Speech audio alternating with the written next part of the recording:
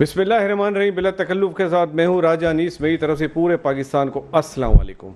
76 साल हो गए हमारा प्यारा वतन पाकिस्तान बड़ी कुर्बानियों के बाद हमने ये हासिल किया। हमारे लाखों शहदा की कुर्बानियों के बाद हमने ये वतन हासिल किया। हमारे कायदे आज़म मोहम्मद अली जिन्ना और उनके साथियों की अनथक मेहनत के बाद हमने ये आज़ादी हासिल की। इस आज़ादी की कदर उन लोगों से पूछें जो इस वक्त महकूमी की ज़िंदगी गुजार रहे हैं। लेकिन ऐसा महसूस होता है जब से पाकिस्तान बना है, 76 साल हो गए अल्हम्दुलिल्लाह इस पाकिस्तान को बने हुए, ऐसा महसूस होता है कि मुख्तलिफ़ किस्म की ऐसा महसूस हो रहा है मुख्तलिफ़ किस्म की माफियाज या मैं कहूँ लूट मार की माफियाज ने जन्म ले लिया और वो अब तक लूट मार करते हुए चले आ रहे हैं। जिसको जब मौका मिला हुकूमतों के साथ मिलके, हुकूमती अरकान के साथ मिलके इस मुल्क को, इस मुल्क के अवाम को, जो इस वक्त अल्हम्दुलिल्लाह तकरीबन 24 करोड़ अवाम है, उसको लूट मार करते हुए चले आ रहे हैं। और इतना लूट मार का माफिया, ये लूट मार का बाज़ार इतना गर्म हो गया आज तक कि आज अवाम इस हाल में पहुँच गई कि उसका कोई हाल नहीं है। आज अवाम इंतहाई बदहाल है, इतनी बदहाल है कि उसके पास खाने के पैसे नहीं है। खाने के पैसे हैं तो बिजली के बिल भरने के लिए पैसे नहीं है। इन बिजली के बिलों ने आवाम का भुरकस निकाल दिया है। बहुत सारी वजूहत होती हैं, वजूहत होंगी यकीनन, बिजली इतनी महंगी होने की जिसमें ट्रांसमिशन के इश्यूज़ होंगे, डिस्ट्रीब्यूशन के इश्यूज़ होंगे। लेकिन एक बहुत बड़ा इशू जो इन बिजली के बिलों की वजह से आवाम को सहना पड़ रहा है, जिसकी चोट आवाम को लगी, वो IPP हैं। जी हाँ, मैं बात कर रहा हूँ IPP की, इंडिपेंडेंट पावर प्रोड्यूसर्स की, जिनसे गवर्नमेंट बिजली परचेज़ करती है। बिजली परचेज़ करना कोई बुरी बात नहीं, एक प्राइवेट इदारे हैं, इनसे बिजली हमारी गवर्नमेंट जो ख़रीदती है और आम को प्रोवाइड करती है, लेकिन उसके पैसे अदा करते हैं। लेकिन इसके साथ साथ वो बिजली जो इनसे ख़रीदी भी नहीं जाती और उसकी पेमेंट अदा की जाती है। जी हाँ, ये एक बहुत बड़ा अलमिया है इस कौम के साथ, जो शायद एक आम आदमी को पसंद नहीं, जो गुज़िश्ता 20 सालों से ये जारी और सारी है।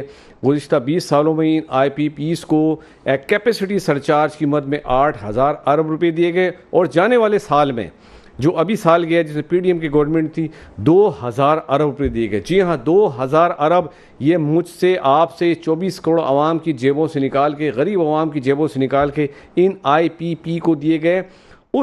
उस बिजली के, जो बिजली हमने इस्तेमाल ही नहीं की, उस बिजली के जो बिजली गवर्नमेंट ने परचेज़ ही नहीं की।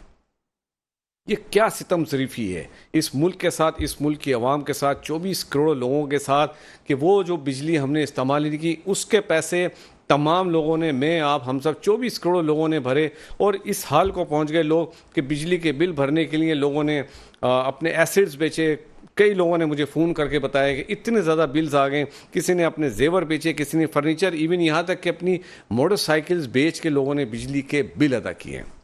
सेनेट की कायमा कमेटी बराए बिजली का रिसेंटली इजलास हुआ, जिसमें बताया गया कि आने वाले 2023 और 24 में इन IPP को मजीद 1300 अरब अदा किए जाएंगे। जी हाँ, 1300 अरब रुपए ये 24 करोड़ आवाम की जेबों से निकाल के इन लोगों को, इन कंपनियों को कैपेसिटी सरचार्ज की मद में अदा किए जाएंगे। इस वक्त पूरे 24 करोड़ आवाम का पुरसाने हाल कोई नहीं। अगर कोई पुरसाने हाल है तो हमारे मोहतरम आर्मी चीफ जनाब आसिफ मुनीर साहब हैं, जो इस वक्त बहुत एफर्ट्स कर रहे हैं, बहुत ज़्यादा इनिशिएटिव्स लिए कि किसी तरीके से मुल्क की मईशत ठीक हो जाए, जिसमें बहुत सारे आर्मी चीफ ने अभी रिसेंटली 1 महीना भी नहीं हुआ, बहुत सारे एक्शंस प्लान पे अमल किया और इसका रिजल्ट आना शुरू हो गया। जिस तरह मैंने कहा, माफियाज का कंट्रोल है इस मुल्क पे, एक डॉलर माफिया भी है, उसके अगेंस्ट में काम करना शुरू किया। और अल्हम्दुलिल्लाह आज डॉलर का रेट जो उस वक्त 350 या 340 के करीब था, इस वक्त 60-70 रुपये डॉलर नीचे आ गया, 280 के करीब तकरीबन डॉलर नीचे आ गया और मजीद आने का चांस है।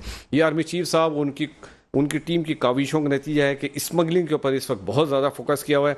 तो मैं अपने मोहतरम आर्मी चीफ साहब से ये रिक्वेस्ट करूँगा पूरी कौम की तरफ से, सर, जिस तरह आपने इस वक्त नादरा एक जो हमारा शनाख्ती कार्ड बनाने का इदारा है, जो तमाम पाकिस्तानियों का डेटा था, उसमें इस कदर करप्शन था कि उसमें उन लोगों के भी हज़ारों लाखों की तादाद में शनाख्ती कार्ड बन गए जो पाकिस्तान के शहरी नहीं थे। जी हाँ, मैं बहुत सारे गैर मुल्कियों की बात कर रहा हूँ, जिसमें बहुत बड़ी तादाद अफगानियों की है, जो पाकिस्तान के शहरी किसी सूरत भी नहीं हो सकते। वो पाकिस्तान आए और नादरा के लोगों के साथ मिल के उनके बहुत बड़ी तादाद में शनाख्ती कार्ड बन गए और पाकिस्तानी शहरियत के हामिल हो गए। ये बहुत बड़ा अलमिया है हमारे साथ कि हर जगह करप्शन, हर जगह माफिया। तो बहुत ज़बरदस्त इनिशिएटिव लिया है। एक लेफ्टिनेंट जनरल साहब हैं जो आर्मी के बहुत सीनियर और हाईली एक्सपर्ट हैं IT के, उनको नादरा का चार्ज दिया गया और इंशाल्लाह बहुत जल्द वो लोग अपने कैफरे किरदार तक पहुंचेंगे जिन लोगों ने लाखों गैर मुल्कियों के शिनाख्ती कार्ड पैसे लेके बनाए।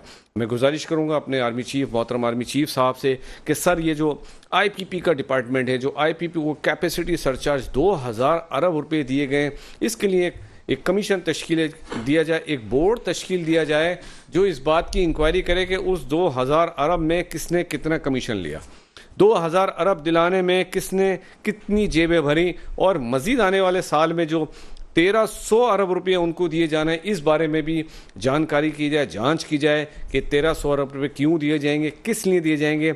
बहुत सारे आईपीपीज़ जिनका मैंने जिक्र किया उनका एग्रीमेंट 2023 में या 2024 में ख़त्म होने वाला है। मेरी गुजारिश है कि उनका एग्रीमेंट बहाल ना किया जाए, और अगर एग्रीमेंट रिन्यू किया जाए तो नई कंडीशंस के साथ किया जाए जिसमें कैपेसिटी सरचार्ज और इस तरह की जो चीज़ें हैं वो शामिल ना हो। मेरी पाकिस्तानी कौम की तरफ से आर्मी चीफ साहब तक यकीनन मेरी आवाज़ पहुंचेगी, और मुझे उम्मीद है इंशाल्लाह आवाम के दुखों का मदावा करेंगे तो हमारे army chief general Asim Munir साहब करेंगे। मैं प्रोग्राम का आगाज़ करता हूं, इन्हीं तमाम बातों को लेकर चलेंगे, कब कब किसने इस मुल्क को लूटा और लूटते चले आ रहे हैं, लेकिन इंशाल्लाह अब लूट मार का बाजार ख़त्म होने को अब उन लोगों का एहतसाब होगा, और होना भी चाहिए जिन्होंने इस मुल्क के साथ खिलवाड़ किया, इस मुल्क के 24 करोड़ लोगों को इस हाल को पहुंचा दिया कि दवा खाते हैं तो खाने के पैसे नहीं होते, खाने के पैसे होते हैं तो घर के किराए के पैसे नहीं होते, और इस आवाम का बहुत बुरा हाल है, और आवाम का कोई पुरसान हाल है तो हमारे आर्मी चीफ और उनकी टीम। मैं प्रोग्राम का आगाज़ करता हूँ। मेरे साथ एनालिस्ट जो बैठे हुए इस वक्त, पैनलिस्ट हैं, अपनी अपनी फील्ड में एक्सपर्ट हैं, पहले भी आ चुके हैं, ज़बरदस्त रिसर्च करते हैं। मिस्टर आमिर सज्जाद सर, आपको वेलकम कहता हूं। एक और हमारे दरमियान एनालिस्ट हैं, डिफेंस एनालिस्ट हैं, आप भी बड़े रिसर्च करके आते हैं और बड़ी ज़बरदस्त गुफ्तगू करते हैं, चौधरी नातिक उबैद साहब। चौधरी साहब welcome to my show. Aamir Sajjad, जैसे कि मैंने कहा, लूट मार का माफिया, लूटते चले आ रहे हैं। सितम ज़रीफ़ी ये कि जो चीज़ हमने इस्तेमाल ही नहीं की, पूरी कौम उसकी पेमेंट कर रही है। 2000 अरब रुपए एक बहुत बड़ा रकम है जो मेरी आपकी 24 करोड़ आवाम की जेबों से लेके इन IPPs को दी। यकीनन इसमें बहुत करप्शन हुई होगी, बहुत सारे लोगों की जेबें भरी होंगी। सर क्या कहेंगे इस बारे में? इसमें सबसे पहले तो मैं यहाँ से शुरू करूँगा कि IPP stands for independent power producers. तो यहाँ पे ये देखने की ज़रूरत है, यहाँ पे पॉलिसी की जैसे आपने बात की और बहुत डिटेल में आपने IPPs के बारे में बताया, तो मैं ये कहना चाहूँगा कि ये एक अब बहुत बड़ा एक प्रॉब्लम बन गया है आवाम के लिए, क्योंकि इसका बोझ जो है वो डाला जाता है आवाम पे। 23-24 के अंदर जो आवाम के ऊपर जो बोझ डाला जा रहा है वो है 1.3 ट्रिलियन, 1300 अरब रुपए मजीद, 1.3 ट्रिलियन का कैपेसिटी सरचार्ज में, और वो भी उन पावर प्लांट्स की मद में जो बंद पड़े हुए हैं, जो काफ़ी अरसे से बंद है। अब इसके साथ मैं आपको ये बताना चाहूँगा कि IPPs जो हैं, एक सवाल है कि पाकिस्तान में हैं कितने, तो लोगों की इंफॉर्मेशन के लिए ये मैं बताना चाहता हूँ कि पाकिस्तान में 41 थर्मल इंडिपेंडेंट पावर प्रोड्यूसर्स हैं जो टोटल कैपेसिटी जो है वो बनाते हैं 302 megawatts, and 8 hydro IPPs with a total installed capacity of 472 megawatts are operational. अच्छा, इसके साथ मैं बताना चाहूँगा कि एक और सवाल है कि पाकिस्तान में सबसे बड़ा IPP कौन है। तो पाकिस्तान में 1991 में the hub power company limited, hub जो है वो इस्टेब्लिश हुई, वो जनरेट करती है कैपेसिटी 3581 मेगावाट्स। अब यहाँ पे हम ये बात करते हैं कि यहाँ पाकिस्तान आके खड़ा हो गया माशी तौर पे, और बाकी जो मुश्किलात के अंदर पाकिस्तान जहाँ से गुज़र रहा है, और उसके अंदर अगर इस तरीके की भी जो चीज़ें हैं सामने आती हैं, तो यहाँ एक स्ट्रेट फॉरवर्ड एक चीज़ नज़र आती है कि पॉलिसी का प्रॉब्लम है कि जो कोई भी आप अगर प्लानिंग करते हैं तो आपको उसे देखना चाहिए कि उसमें फ्यूचर के अंदर मुल्क के ऊपर, पब्लिक के ऊपर, इकॉनमी के ऊपर उसके क्या इम्पैक्ट्स आते हैं या आने वाले हैं। तो मुझे ऐसा लगता है कि इसकी जहाँ पे भी प्लानिंग की गई और इसकी फिजिबिलिटी पे काम किया गया, उसके अंदर इस चीज़ को बिल्कुल मद्देनज़र नहीं रखा गया कि इसका आगे जाके क्या इम्पैक्ट आएगा, किस किस्म का आएगा, और उसको लोगों के ऊपर एक बोझ की शक्ल में डाल दिया जाएगा, क्योंकि लोग अब बोझ नहीं उठा सकते डॉलर के ऊपर जाने की वजह से। आपके पास देखें कि एनर्जी का डेफिसिट है, आप आपके पास 12 साल की गैस रह गई है, गैस आपके घर में आनी बंद हो गई है, गैस कभी आती है कभी नहीं आती। इसकी वजह मैं आज ये लोगों को बताना चाहता हूँ कि इसकी वजह ये है कि आपके पास पाकिस्तान में गैस के जो ज़खायर हैं वो 12 साल के रह गए हैं। अनलेस के कोई नए ज़खायर दरियाफ्त की जाएं, उसके ऊपर भी कोई काम करने के लिए प्लानिंग नज़र नहीं आती या पब्लिक के सामने खोल के नहीं रखा जाता कि उसके ऊपर सीरियसली क्या काम किया जा रहा है। और गैस जब नहीं आती तो जाहिर बात है कि एनर्जी डेफिसिट जब होगा तो गैस की, एनर्जी की प्राइसेस तो शूट करेंगी, हर चीज़ महंगी होगी, बिजली भी महंगी होगी। और अगर इस तरीके का आईपीपीस के साथ इन्होंने जिस तरीके के मुआहदे किए हुए हैं, इसमें देखें गवर्नमेंट का तो कुछ भी नहीं जाता है। सारा इनको रिन्यूअल तो नहीं करना चाहिए, बिल्कुल नहीं करना चाहिए। नेक्स्ट ईयर या इस साल इनकी रिन्यूअल है, बिल्कुल रिन्यूअल नहीं करना चाहिए। किसी तौर पे भी हमारे मफाद में नहीं है। देखें, हमें ये देखना चाहिए कि हमारे जो पड़ोसी मुल्क हैं वो कहाँ चले गए, और हमें उनसे भी सीखना चाहिए कि हम आज कहाँ खड़े हुए, हमारी क्या गलतियां। अगर आज हम उन्हें नहीं सुधारेंगे तो हम आज से 10 साल, 20 साल, 30 साल बाद भी यही बात करते रहेंगे कि जी आईपीपीस के पैसे देने हैं, पाकिस्तान मकरूज हो गया है, बैंक में पैसे नहीं है, बैंक रिजर्व है नहीं। आप देखें बांग्लादेश का बैंक रिजर्व 35 बिलियन का है, इंडिया का बैंक रिजर्व 650 बिलियन का है, हमारा बैंक रिजर्व ही नहीं है। तो 76-77 साल 2000 अरब सडन निकलेंगे तो रिजर्व भी नहीं रहेगा। और उसी की बात है कि ये प्लानिंग के अंदर एक बहुत बड़ा प्रॉब्लम है, कहीं पे जो है सोच के अंदर बहुत बड़ा एक खला है जिसको पुर नहीं किया जाता और वैसे ही रखा जाता है पाकिस्तान। लेकिन अब वक्त आ गया इस खला को पुर करने का। मैं चौधरी साहब आपसे बात करता हूँ, इस सवाल का जवाब देता हूँ। मिलते हैं एक छोटे से ब्रेक के बाद। और वेलकम बैक। ब्रेक पे जाने से पहले हम बात करते हैं लूट मार माफिया का, जो इस मुल्क में सरगर्म है। जाने कब से इस मुल्क की आवाम को लूट मार माफियाज ने इस हाल को पहुंचा दिया कि आवाम का आज कोई हाल नहीं, बुरा हाल बल्कि बदतर तरीन हाल है। मैं इस वक्त चौधरी नातिक साहब उनसे भी यही सवाल करूंगा, जैसे कि सर हमने अभी बात की आमिर साहब से ब्रेक से पहले आईपीपी के हवाले से, जहां बहुत सारी चीज़ों में हमने खराबियां हैं इस मुल्क में, आपको ही पता है, करप्शन है, मुझे ही पता है। लेकिन ये बहुत बड़ा सेगमेंट है जो हमारी इकॉनमी अब बर्दाश्त नहीं कर सकती कि 2000 अरब रुपये उनको दिए गए और आने वाले साल में 1300 अरब रुपये मजीद दिए जाने। तारा साहब, thank you so very much for calling me in your program. देखें, ये सिर्फ जो है, ये जो आप बात कर रहे हैं सिर्फ ये नहीं है। ये अगर आप आईपीपीस को उठाएं और पढ़ें तो ये तो एक इतना बड़ा करप्शन का स्कैंडल है कि इससे अगर किसी ये कोई और सिस्टम होता तो ये जितनी पॉलिटिकल पार्टीज हैं अब तक इनको फांसी लग चुकी होती। 1994 में नवाज शरीफ साहब ने ये जो है ये सिस्टम स्टार्ट किया था। आईपीपी का होना बुरी बात नहीं है। जी। आईपीपी के साथ जो आपने कॉन्ट्रैक्ट किया है ना, जालिमाना कॉन्ट्रैक्ट, कातिलाना कॉन्ट्रैक्ट, खूनी कॉन्ट्रैक्ट, वो गलत है। मतलब आपने उनसे 20 से 30 साल के एग्रीमेंट्स किए, पहली बात। अच्छा। सेकेंडली, उनका रिटर्न ऑफ इक्विटी रखा 17%। ओके। वो बिजली प्रोड्यूस करते हैं 8 घंटे की, चार्ज करते हैं 24 घंटे। ये कहाँ का इंसाफ है भाई? ये कहाँ का कॉन्ट्रैक्ट है? और जो बिजली हमने ली नहीं उसके पैसे भी देते हैं हम। आप 8 घंटे के प्रोड्यूस कर रहे हैं, 24 घंटे की पेमेंट कर रहे हैं, तो आपने कितने घंटे एक्स्ट्रा जो है वो बिजली पे की?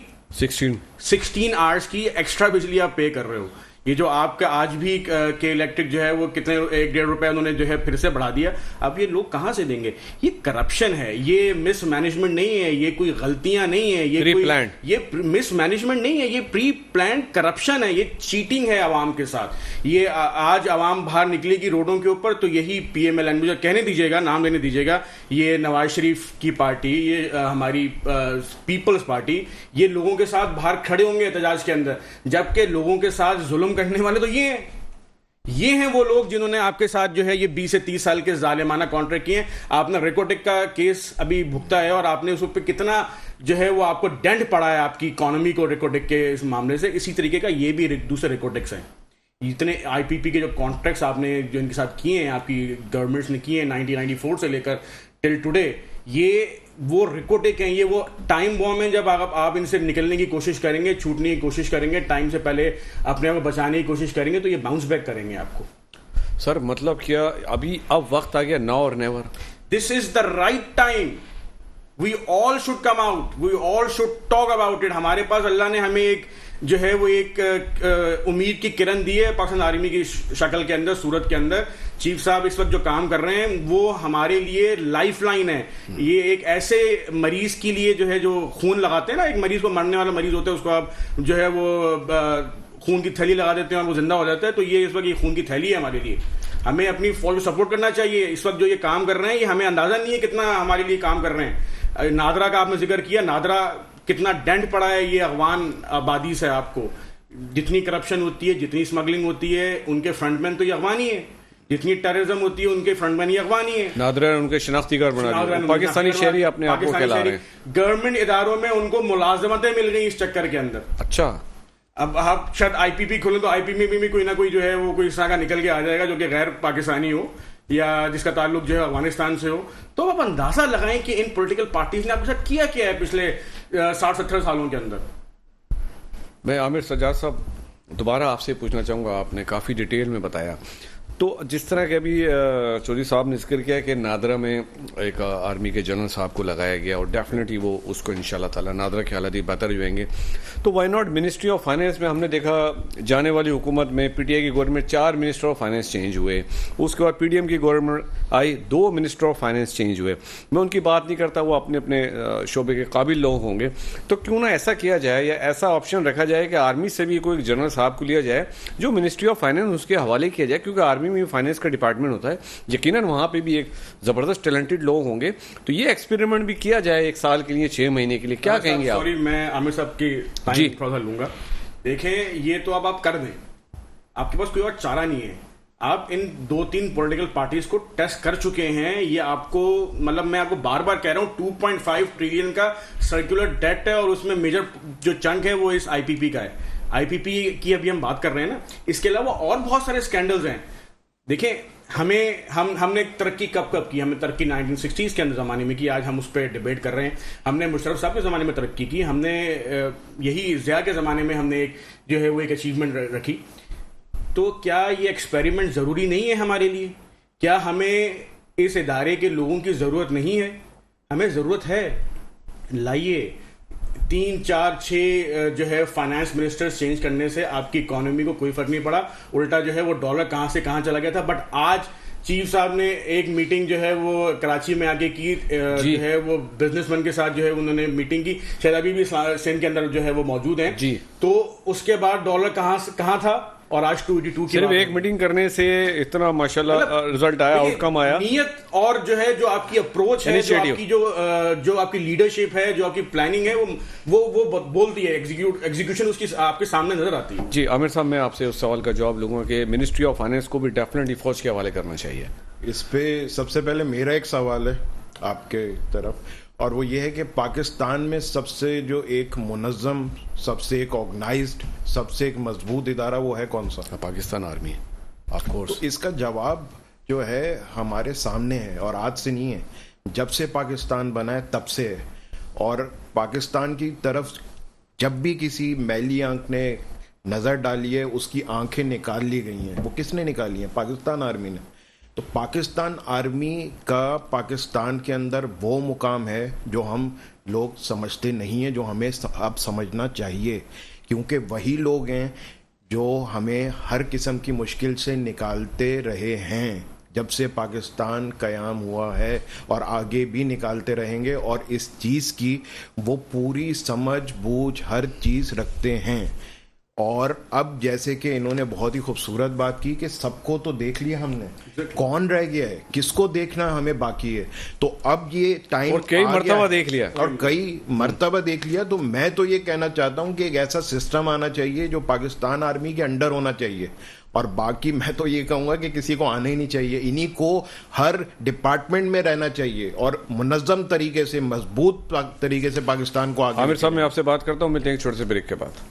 Welcome back. ब्रेक पे जाने से पहले हमने बड़ी तफसील से बात की जो लूट मार माफिया, इस बारे में आमिर सज्जाद साहब मैं आपसे दोबारा पूछना चाहूँगा। जैसे कि आपने कहा कि मिनिस्ट्री ऑफ फाइनेंस भी फ़ौज के हवाले करनी चाहिए। जिस तरह हमने पहले देखा FATF का मामला था, रेकोडिक का मामला था, उसमें भी हमारी फ़ौज ने बड़ा ज़बरदस्त किरदार अदा किया। और अल्हम्दुलिल्लाह हमारे दुश्मन ये चाह रहे थे हम ग्रे लिस्ट से कहीं और चलें, लेकिन हम ग्रे लिस्ट से भी बाहर आ गए। तो आप अग्री करेंगे इस बात से कि मिनिस्ट्री ऑफ फाइनेंस, क्योंकि अब कोई नहीं है जिस पे हम भरोसा कर सकें, जो इस मुल्क को दलदल से निकाल सके, वाहिद एक इदारे के लोग बचे हैं जिस पर पूरे 24 करोड़ आवाम यकीन रखती है, एतमाद रखती है कि इस मुल्क को निकालने के लिए यकीनन उनको आगे आना चाहिए और मिनिस्ट्री ऑफ फाइनेंस भी फौज के हवाले करना चाहिए। जी, इस पे भी कुछ सवाल है मेरे, पहले आप ही से। जी, और प्लीज। बड़े आसान जवाब हैं उसके। आप मुझे ये बताना पसंद करेंगे कि हमारे माशाल्लाह से जितने भी पॉलिटिशियंस हैं उनके बच्चे कहाँ पढ़ते हैं या सब कहाँ बाहर होते पढ़ते हैं, हैं। जी हाँ, और उसके बाद रहते कहाँ हैं? सब बाहर रहते हैं, उनका कोई स्टेक नहीं है पाकिस्तान में। और जितने भी हमारे माशाल्लाह से पॉलिटिशियंस हैं उनकी सारी जो ऑलमोस्ट सारी जो इन्वेस्टमेंट्स होती हैं वो कहाँ होती हैं? वो भी बाहर हैं। वो भी बाहर होती हैं। तो उनका मुल्क में स्टेक क्या है? और मुझे ये समझ में नहीं आता कि वो मुल्क में हैं क्यों और कर क्या रहे हैं, और हमारे साथ जो 76 साल में जो किया है वो तो हमें नज़र आ ही गया है। मैं तो आपसे एक बार फिर यही कहता हूं कि देखें, जो चीज़ें देखनी थी देख ली, अब इसको और आगे हम नहीं लेके जा सकते। पाकिस्तान की आवाम के ऊपर अब आ गया है सारा मसला। पहले तो चीज़ें चल रही थी लेकिन अब चीज़ें नहीं चल सकती। अब इस वक्त जो है पाकिस्तानी पासपोर्ट की, पाकिस्तान के नाम की, पाकिस्तानी आवाम की पूरी दुनिया के अंदर कोई रिस्पेक्ट नहीं करता, कोई इज्जत नहीं करता। और यहाँ पे आपको मैं ये कहना चाहूँगा कि इस वक्त एक क्रिकेट का वर्ल्ड कप भी चल रहा है। आपने देखा बाबर आजम को कहाँ खड़ा किया ग्रुप पिक्चर के अंदर? सबसे पीछे। तो आपके मुल्क के साथ लोग जिस तरीके से करते हैं, जो अंदर रहते हुए करते हैं, उसी तरीके से फिर दुनिया आपके साथ करती है। जहां आपका मुकाम है वहीं पे आपको खड़ा किया जाएगा और पूरी दुनिया को दिखाया जाएगा कि ये है आपका असली मुकाम। You are no one. तो आज मेरा सवाल ये है कि क्या we are no one? Pakistan कुछ भी नहीं है। पाकिस्तान वो मुल्क है जिसके पास हर किस्म का मौसम है, हर किस्म की उसके पास चीज़ें हैं, एनर्जी की ज़खायर हैं। क्या क्या पाकिस्तान के अंदर नहीं है? क्या पाकिस्तान नहीं कर सकता? और आज मैं आपको ये भी बताना चाहूँगा कि पाकिस्तान के अंदर जो लोग पैदा होते हैं, ये मैं आपको बता दूं कि उनसे ज़्यादा टैलेंटेड लोग दुनिया के अंदर नहीं हैं। आप किसी भी फील्ड में उठा के अगर देख लें, ये ज़रूर होगा कि हर कंपनी का जो आपके सीईओ लगे हुए हैं, क्योंकि मार्केट इंडिया की बहुत बड़ी उनके लगा देते हैं, क्योंकि उनको मार्केट शेयर भी चाहिए ना वहाँ का। लेकिन और वहाँ पे जो मेन काम कर रहे होते हैं हर जगह, हर फील्ड के अंदर, वो पाकिस्तानी है। हमारे जो डॉक्टर्स हैं वो कहाँ पीछे हैं? हमारे जो साइंसदान हैं वो कहाँ पीछे हैं? इंटरनेशनली आप कोई इंडस्ट्री जाके देखें, कोई जगह जाके देखें, वहाँ हर जगह आपको पाकिस्तानी नज़र आएंगे। तो बात ये है कि हमें अब ज़रूरत है अपने मुल्क को सही करने की। और मुल्क को सही कहाँ से किया जाएगा? मुल्क को स्टार्ट यहाँ से किया जाएगा कि सबसे पहले जो ऐसे लोग जिन्होंने पाकिस्तान को नुकसान पहुँचाया और पहुँचाते रहे 76 साल तक, उनकी लिस्टिंग की जाए, उनको देखा जाए कि उन्होंने क्या मसले मसाइल क्रिएट किए, किस तरीके से पाकिस्तान को डैमेज किया। कोई भी चीज़, कोई भी डिसीजन जिससे पाकिस्तान को ज़रा सी भी आंच पहुँची, कैसे पहुँची, क्यों पहुँची, और उसको तो उस तकलीफ को दूर करने के लिए यहाँ से मैं रिक्वेस्ट करना चाहूँगा आज आपके इस प्लेटफॉर्म से जनरल आसिम मुनीर साहब से। उन्होंने जो कदम उठाए हैं, इंतहाई ज़बरदस्त कदम उठाए हैं। और जनरल आसिम मुनीर जो हैं इस वक्त पाकिस्तान की जो आवाम का जो दुख है, उसका जो दर्द है, वो उसके सामने आके खड़े हो गए। वो एक ऐसे इंसान है जो कुरान हाफिज भी हैं और वो सामने आके खड़े हो गए और वो दुनिया को दिखा रहे हैं कि किस तरीके से सिस्टम को आगे बढ़ाया जाता है, किस तरीके से चीज़ों को सही किया जाता है। आप डॉलर के अंदर देखें कि डॉलर कहाँ था, उसके ऊपर उन्होंने चीज़ें की, मीटिंग्स की। इस्लामाबाद में बिजनेस कम्युनिटी को बुलाया, एक दफ़ा नहीं बुलाया, 2-3 दफ़ा बुलाया, यहाँ पे बुलाया, उनसे मीटिंग की, मनी एक्सचेंज वालों से मीटिंग की। उस तरीके से सिस्टम को लेके चलना, एक दिन के अंदर रिजल्ट नहीं आता। ये 76 साल का प्रॉब्लम है।